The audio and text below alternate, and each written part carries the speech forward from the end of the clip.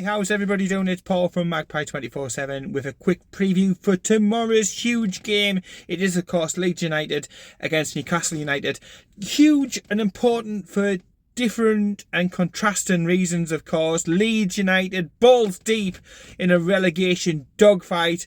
They've had to go to Sam Allardyce in a desperate attempt to try and stay up. Newcastle United, of course, it's pressure, but it's positive pressure. Of course, we're going for the cherry on top of the cake, which would be the Champions League, wouldn't it? If we were to get the 2 wins that we need. I know people are saying 7 points. Yes, technically it is. However, with the goal difference still far superior over Liverpool, 6 points should be enough. 2 victories should be enough to secure Champions League football. Honestly, if you'd have said that at the beginning of the season, they probably would have carted you off to some sort of mental institute. I think even the most optimistic Newcastle United fans were sort of thinking maybe sneak into Europa Conference League or something like that. But for the still to be in with even a chance, a sniff of the Champions League at this stage of the season is unbelievable. Last time out, obviously, there was a huge bump in the road. Yeah, a 2-0 home defeat to Arsenal. However, in the big scheme of things, you know, Arsenal still going for the title.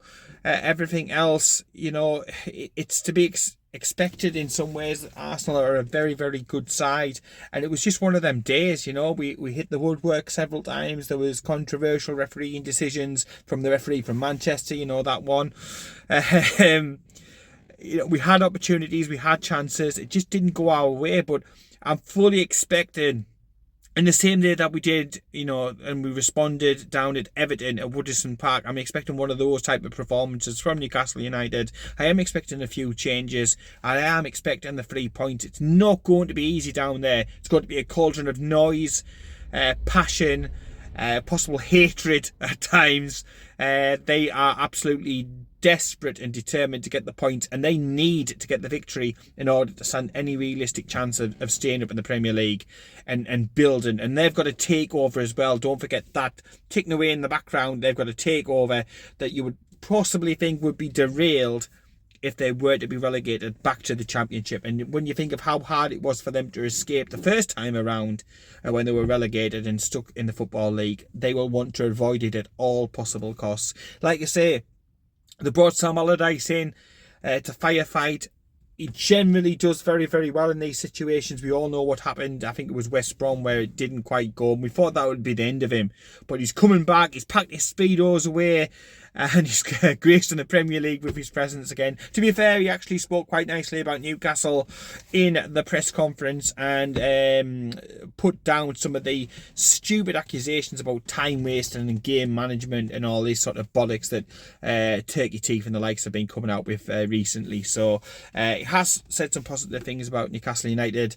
No doubt on match day there'll be nothing positive said whatsoever. He will have got those players as angry and as motivated and as ready for this game as is humanly possible. So Newcastle United, we have to match them pound for pound, toe for toe, blow for blow, duck for duck, punch for punch, whatever you want to call it. We have to match them and then hope that our greater quality over the 90 minutes shows out.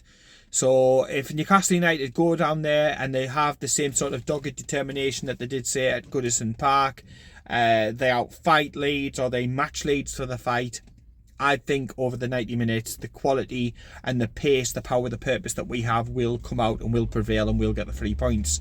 I've got a feeling it's going to be like a 2-1, something like that, to Newcastle United. I think there will be changes. Eddie Howe has been speaking about his squad over the press conference today. Sean Longstaff isn't going to make it. He has got some damage to his foot. It's not broken, but some ligament damage. Thank you very much, Everton, for that one. Of course, no foul, nothing to be seen here, but he's got ligament damage.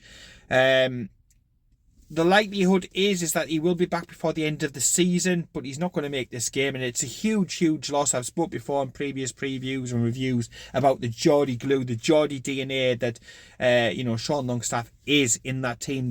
The work that goes unnoticed. The quiet way he gets around it, the way that he gets all over every inch of grass on the pitch whilst he's playing, it goes unnoticed, but it allows others, the more talented, skillful, technical players, to be able to do their jobs. When he's not there, they have got to sort of change and evolve their type of game, and I do think it takes away from others in our team, your Willocks, your Brunos, your Joe Lintons, when there's no Sean Longstaff there to do the donkey work, the spade work. They have to do some more of that, and it takes away from their attacking influence in the game. So it is no doubt a massive loss to have Sean Longstaff missing. The other player that's going to be missing for this game, on top of the ones like Lascelles and Kraft that we already know about, comes from Matt Ritchie. I had to think there for a fucking second, honestly. No notes, totally off the top of my head. You wouldn't know, would you? Matt Ritchie, he's going to miss this game. He's going to be out now for the rest of the season. He's got an injury, and with his contract up over the summer, that might be it for Matt Ritchie, and it'll be a great shame. Great lad, great bloke, great personality. He's been a fantastic player for Newcastle United, but I cannot imagine us offering him a new deal on the money that he wants, because we can't offer the game time. And Eddie Howe touched upon this in his press conference today to say, look, he's trained fantastically well, but he hasn't had the minutes that he wants, and he will be wanting to push for regular game time and regular action and regular minutes. We cannot offer him that, so you'd have to think that is pretty much code for we'd like him to stay. He's a great bloke, however, he's likely to move on. So that could be the last that we see of Matt Ritchie, and it's a great shame.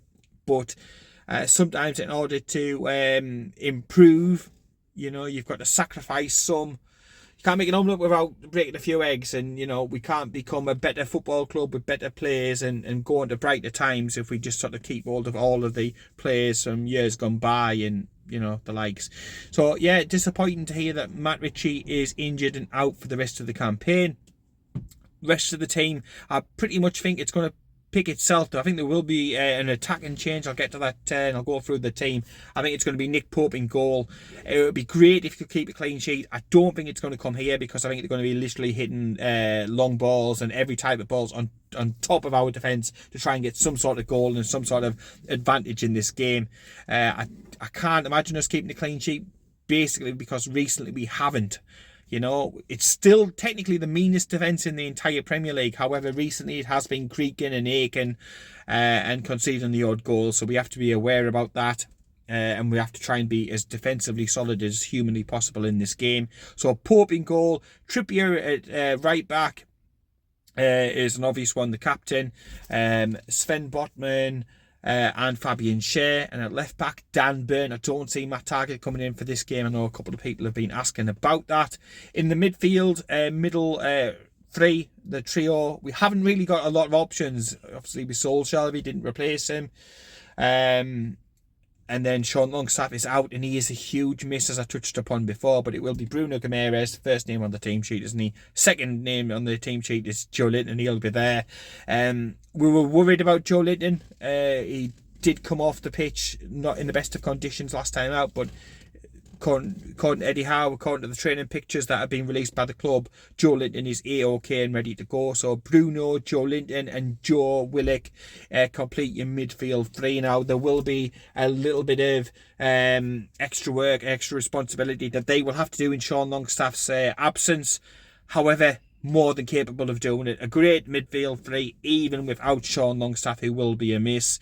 The fact that Joe Linton is in the middle will mean that there'll have to be a bit of a reshuffle out to the left-hand side. And you've got a couple of different options. I've seen Anthony Gordon. I've seen a strong case for him. I've seen a strong case for bringing Jacob Murphy over from the right to the left. You could bring St. Maximin in. It's a difficult game, this one. However, Leeds, from what I can see, struggle with pace and trickery. So for that reason, I would go with Alan St. Maximin. I would put him in on the left-hand side, and on the right-hand side, again, he talked about Miguel Almiron today, said he's, very, very close to full peak condition.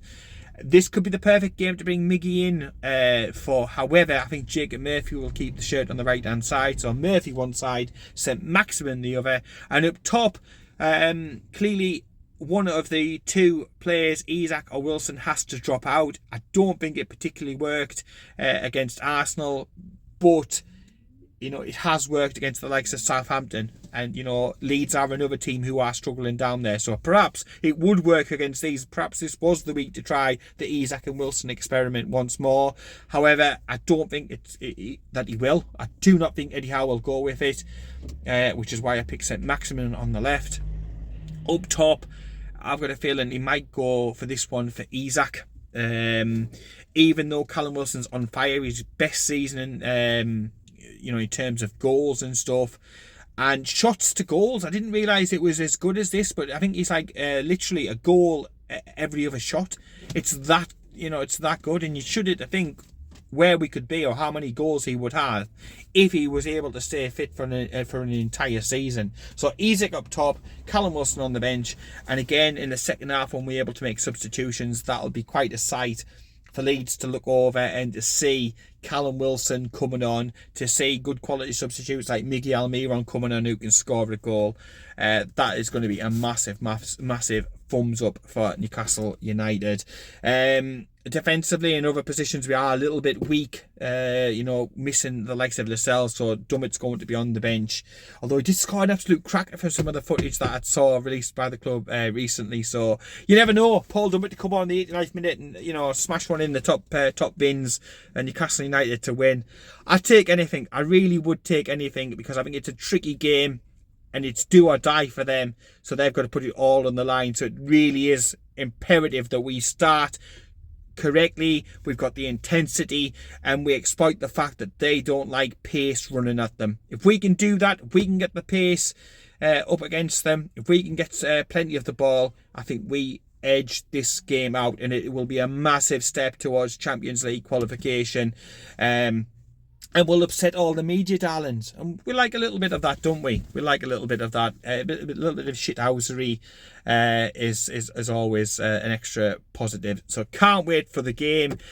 Carl is going to be down at Ellen Road as well. So we'll try and get you as much from inside the ground, the atmosphere, what happens, everything from inside the ground. Get that to you as soon as possible on Magpie 24/7. In the meantime, click the like button, click the subscribe button. It really does mean a lot to us when you do that. So please continue to support Magpie 24/7. We don't take it for granted. We really appreciate everybody in the entire community behind us, following us, commenting, on all of the articles and stuff like that. It means a great deal. It really, really does. So we'll be back with a full review of the game as well, just as soon as possible. In the meantime, take care, keep it tuned. How are the lads? Come on, 3 more points, the final push. Can we get Champions League football? Can it be the cherry on top of the cake on what has been an absolute fucking fantastic season for Newcastle United? One of the best seasons to date. What an exciting future, and how it could even be even more supercharged if we are able to get into the Champions League, which honestly, not being biased at all, I think we totally and utterly deserve it. It'll be great to see some of the other clubs absolutely having a meltdown when they do not qualify for the competition as well. That's always an added little extra bit of bonus, isn't it, on top?